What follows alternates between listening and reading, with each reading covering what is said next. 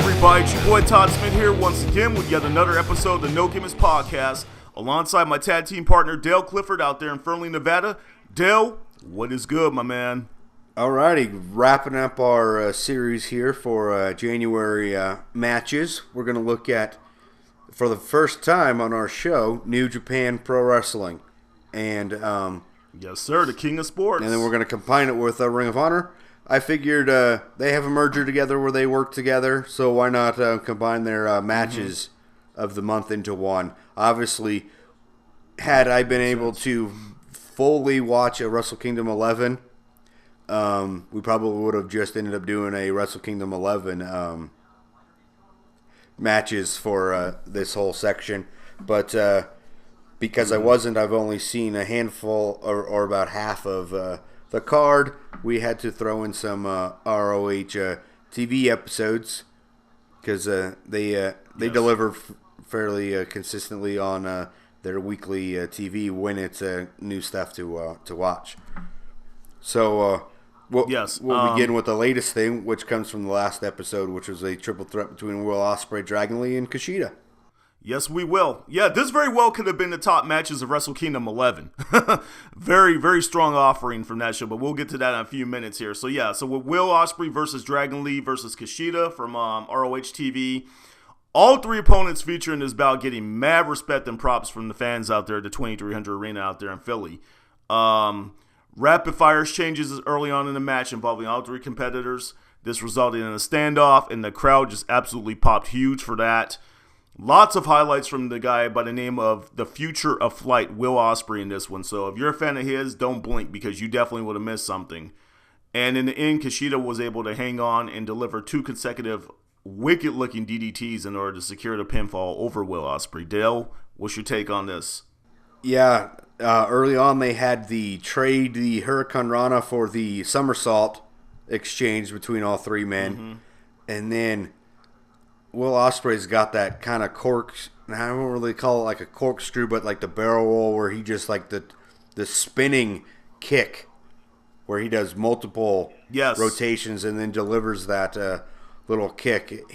He can flat out fly. It is just something to behold how easily he can just get up and do things in the air. So he definitely is kind of changing the aerial perspective. And then obviously you saw some of the Japanese strong style from a Kushida. Yes. And then Dragon Lee gave you a little bit of what you see down in the Mexican area. So definitely three different regions. CMLL. Yep.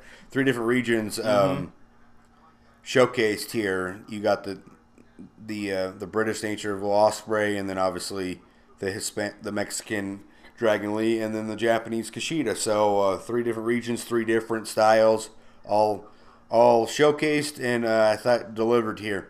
The one thing that we kind of took away from this one, though, is it seemed a little bit spotty and not really so much technical. Oh, yeah. This one was definitely a spot fest. So, we had that conversation. I said, I had this match as one of my top matches on the list prior to even seeing it. That's something that I rarely would ever do, but because of the level of talent in this match, I give it the benefit of the doubt. It was a spot fest, but a good one nonetheless. I'm telling you, this guy Will Ospreay is something else. I mean, I have seen some amazing high flyers over the years, guys like Rob Van Dam, guys like Great Sasuke from over there in Japan, like some of the luchadors, guys like Juventud Guerrero and whatnot. This guy has literally got to be one of the best high flyers I've ever seen, but it just hasn't come all together for him quite yet. Once he fully develops a complete arsenal of moves, gets a little bit more on the technical side, he will definitely be one of the best wrestlers in the world, without question. So moving on to our next top match here. This one is from ROH TV as well. We had the Rebellion taking on Jay White, Lio Rush, and Donovan Dijak. So we got the anti-ROH contingent known as the Rebellion taking on a team packed with talent. Young lions looking to make a name for themselves here, and Dijak, Rush, and Jay White. Before this match even began, we saw some fireworks. Dijak absolutely launched Red Titus across the ring, giving him some flight lessons in the process.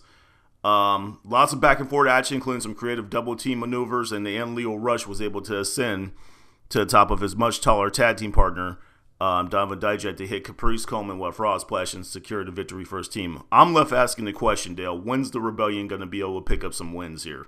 Right. That was, obviously, this is a great showcase.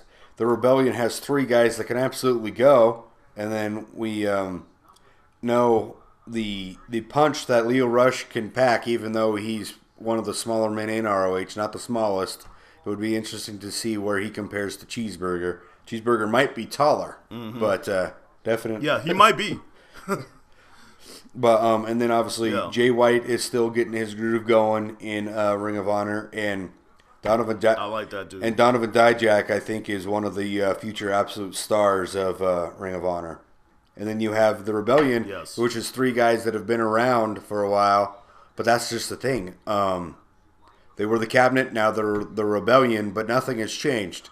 They seem to put on stellar matches, but at the end of the day, they're not the ones picking up the pinfall. They're the ones with the shoulders down, suffering another defeat. Mm-hmm. Yeah.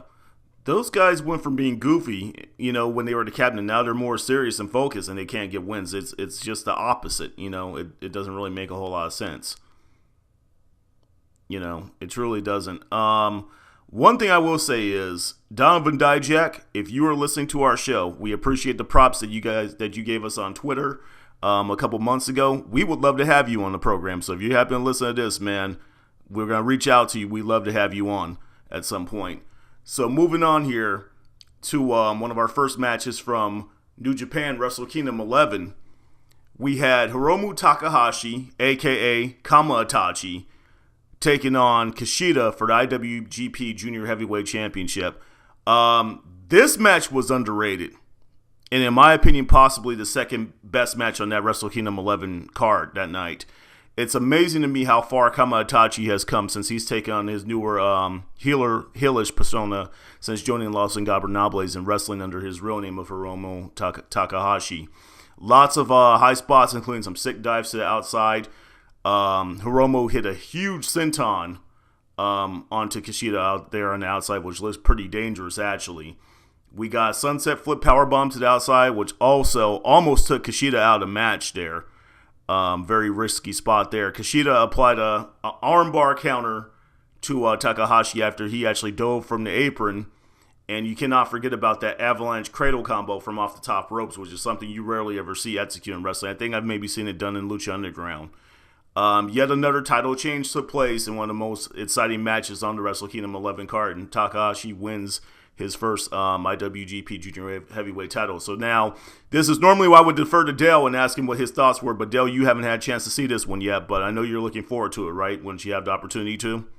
Yeah, I am trying to watch these thanks to Access TV, so that's definitely why we threw a Wrestle Kingdom 11 into our matches, is because that Access TV was going to give us access to Wrestle Kingdom 11, which wasn't going to be as completely dated because some of their stuff's a little bit farther down the line as we go along with their story stuff. So it was tough to use it to keep up with things.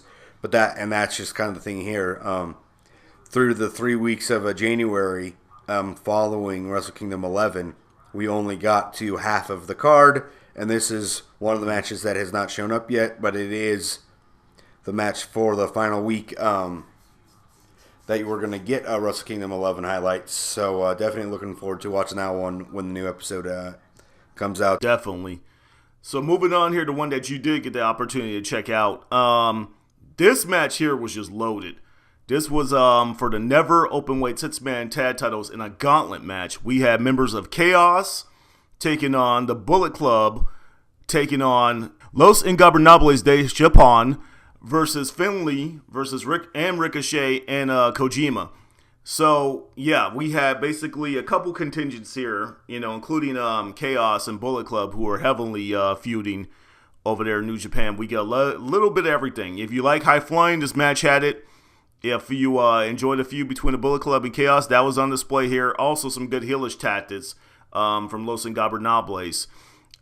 This match, I'd say, truly reached its peak once we had the actual encounter between the champions, Ricochet, Finlay, and Kojima taking on Los Ingobernables. My only complaint was we didn't get enough of Will Ospreay versus Ricochet. That's something I think they really should have capitalized on here, but they chose not to. But maybe they were just possibly afraid that if they had those two kind of go at it, they would just show everyone else in the matchup. So, Dale, what's your take on that?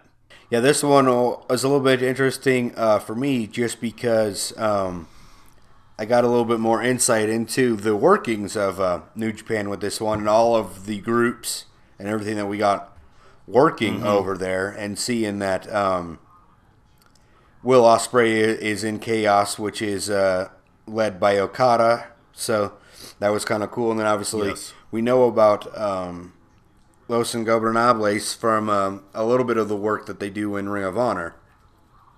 But I did not realize that they had a couple other members. I didn't know Sonata was in there. New Sonata from Impact Wrestling, definitely different look from him. And then I also didn't know about the other guy, Bushi, either. So getting a check, getting a little bit to see those guys, and then obviously some of the other full-time New Japan guys.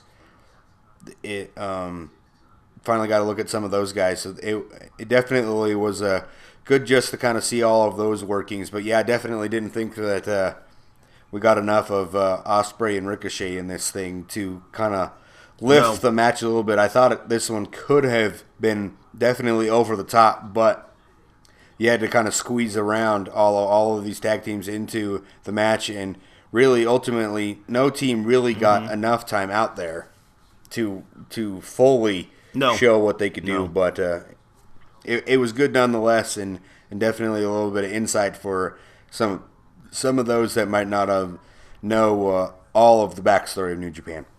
Yeah, definitely. The one interesting dynamic about this was I didn't really quite know going in who the champions were. That's a very diverse team that you had there that was holding the never open weight 6-man tag titles. You have Finlay, who is actually the younger son of David Fit Finlay from WCW and WWE fame. You got Ricochet, a.k.a. Prince Puma, from Lucha Underground, and then you've got Satoshi Kojima. Now, I know a little bit about Satoshi Kojima because I've been following New Japan Wrestling for years. Him and Hiroshi Tenzin have been a dominant tag team, so I guess since he's the more experienced member of the team, he's probably serving as a mentor to those two younger guys. But yeah, it was interesting seeing the transition that Sonata has made from when he was over there in TNA as a face to now almost kind of like a punk rock look as a heel with Los Ingobernables, and I absolutely love, even though he was not featured in this match, I love what they've done with Kama Itachi. And these were kind of like the lower tier members of the Bullet Club, featured in this one. You had Bad Luck Fale, a guy who sometimes I think when I was the hired gun, me and him kind of, had some similar resemblance. I also want to say Takahashi. Yujiro Takahashi was on that Bullet Club team, and I think the other member was Hangman Adam Page, if I recall correctly. Yeah, correct. So, okay, yeah. So yeah, it was definitely kind of a mixed bag. Strong offering nonetheless. But we're gonna move on to our next top match here from the Wrestle Kingdom 11 pay-per-view. We had Katsuyori Shibata taking on Hiroki Goto for the Never Openweight Championship. Right now in the professional wrestling business, I would say Shibata is the measuring stick for stiffness. One of the hardest hitters in professional wrestling, hands down. This guy, I have actually seen him headbutt one of his opponents so hard that he split his own head open and started bleeding in the process. Hiroki Goto showed no fear, and he came at Katsuyori with everything he had. Violence and physicality were much on display here in this one. And to my surprise, Goto hits his patented GTR twice to put his friend from high school down. These guys go quite a ways back. They go all the way back to their high school days, and he captures his IWGP Never Open, his first let's try that again. His first IWGP Never Openweight title here. So Dale, what's your thoughts on that? Yeah, this definitely, as you said, I want to say that Shibata is probably the measuring stick for that strong style that Japan has going right now. because his uppercuts were just and headbutts were ridiculous, just simply brutal. Oh man, Yeah. This match was from start to finish the showcase for strong, or let's say super. Crap, I'm not thinking of the word here. Strong style fighting spirit. Just that, the strong style with just again, because we had highlighted in the WWE matches that kind of Cien and Roderick Strong had basically a match start to finish that was strong. It was like this one was there too, but obviously in terms of just physicality, there we go, that's the word I was looking for, just beat it. It's like, this is probably one of the most physical matches I've ever watched, and I'm pretty sure there's been harder, but Shibata, man, he definitely gives a symbol for Japanese strong style, for sure. Yeah. Those two dudes hit each other so hard during that damn match, at the end of it, I had to go take an ice bath. Okay? Yeah, that was something else. And for anyone who ever says, we know what the professional wrestling business is. It is not 100% real. But if you watch that match, you will seriously have to ask the question, were these guys pulling their punches? Were they really pulling their kits? And was he not just dead on headbutting him for real? Yeah. These guys made the wrestling business look legit when they go as hard as they did in this one. So props to both of them for a hell of a match. And you notice how those guys automatically come in there and they start tending to their wounds right after the match concludes. That's something you don't see in like WWE and stuff, and like in Impact. Those guys come right in there and start tending to them, with the ice pats. Moving on here to our top match from New Japan, and for the month of January, we have the Rainmaker, Kazuchika Okada, taking on the cleaner Kenny Omega for the IWGP Heavyweight Championship from Wrestle Kingdom 11. So let's start off by first listing some of the accolades which this match has received. So Dave Meltzer, yes, the guy who the Meltzer driver was named after from the Young Bucks, who was one of the most well-respected pro wrestling journalists, he actually gave this match a 6 out of 5. He said it's the best wrestling match he's ever seen. Also, keep in mind that we are only 1 month into the year of 2017, and many people are saying that not only is this match of the year right now, but it will stay as match of the year. Nothing will surpass it. You have two of the top, aces over there from New Japan, and they were given 46 minutes and 45 seconds to engage in this epic encounter. Yes, it lived up to the hype which it has received. In the end, Okada reigned victorious by finishing off the 2017 version of Terminator, Kenny Omega, with his famous Rainmaker clothesline. Dale, what is your thoughts on this epic encounter between these two? Yeah, this was the very first match that hit Access TV, which I was like fantastic. I was hoping that they were going to start out the Wrestle Kingdom 11 coverage good, and they did. They brought in the main event. And it was kind of, I almost wish I could go back and rewatch it now to see if I might have just not been hearing him very well. But one of the biggest things I took from this one, outside of the just nonstop action, was the crowd in this one seemed very silent to me a little bit, which I had heard, which is kind of some of the type things that you will get at a Wrestle Kingdom event is the crowd won't be kind of over the top as you get in the States.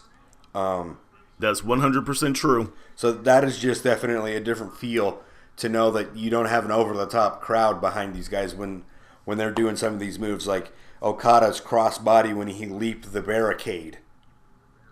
Mm-hmm. Well, I thought was phenomenal. Then obviously the table spot. And then I was also just surprised that really, since Okada had to hit Kenny Omega with everything, Kenny didn't end up having to hit the one-winged angel to Okada. He set up for it a few times, but he never actually delivered it. Yeah, I found that interesting as well. But yeah, these guys definitely delivered. Kenny's got a good set of knee strikes to him, and Okada definitely seems like he is. And it's not anything new, but he definitely is continuing the trend of being the face going forward of New Japan. Without question, not only is this guy the face of New Japan, he is becoming an international icon. I saw something, very interesting on FightersGeneration.com, which is ran by Frank Yagami, one of the best fighting game websites on the net. This dude put up a story that Tekken, which is an internationally well-played, fighting game, they actually have an Okada Rainmaker-inspired outfit for King. The guy King, who's like kind of like Tiger Mask influence, who does all the wrestling moves in the game, he actually comes out wearing the robe like Okada and actually does like the Rainmaker clothesline and everything. And not only that, but to give Kenny Omega some props, as one of the additional attires that I think you could get through the downloadable content, they have Bullet Club t-shirts for the guys on Tekken now. And that just kind of goes to show you how, these guys are crossing over from not only the pro wrestling business, but into video games. Who knows? Like, he might get into some TV shows, some movies, and stuff like that. And I know at some point Kenny Omega is going to make his way to the mainstream over here in probably WWE. It's only a matter of time. Excellent match. Excellent match. I enjoyed it thoroughly. In order to be able to be engaged in a match for that long, for damn near an hour, yeah, it takes a lot. And it's very interesting to me because the only other match I could think of in recent memory that I saw go almost that long was from Best of Super Juniors. I want to say from back in 2015. It featured Kushida and Kyle O'Reilly in what many considered as a match of the year. But yes, great showing out both of these guys that night. And that show was probably one of the best pay-per-views I've seen in a long time. Easily about maybe 7 or 8 solid matches out of the 10 that they had. So yeah, and it was a 4 days into January. Yeah. And it just makes me excited to see what else they're going to come with, because New Japan has all these specials. They have a lot of pay-per-views, and unfortunately I don't really get to watch them, but I always made sure that I'm able to find a way to see Wrestle Kingdom. So we can sit here and talk about this all night long. I know this is our thing, Dale. We love talking about wrestling, but unfortunately that is all the time that we have. Thank you for joining us for our top matches for the month of January from both New Japan and Ring of Honor.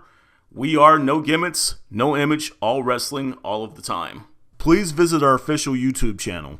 You can find us at www.youtube.com/The No Gimmicks Podcast. If you would like to receive our notifications when we release our new episodes, then please subscribe. We would like to hear from our viewers, so please leave us some feedback in our comments section on our official YouTube channel. Also, please like us on Facebook and follow us on Twitter at the No Gimmicks PC. Be on the lookout for my updates on my personal LinkedIn account weekly, usually on Monday afternoons. Also, check out Craig Perkins' weekly article featured on ProWrestling.com. And remember, sharing is caring. Feel free to share the links to our episodes with other pro wrestling fans on your social media accounts as well. That does it for this episode of No Gimmicks Podcast. For my tag team partner Dale Clifford in Fernley, Nevada, this is Todd Smith in Bristol, Connecticut signing off. Until next time around, y'all take care.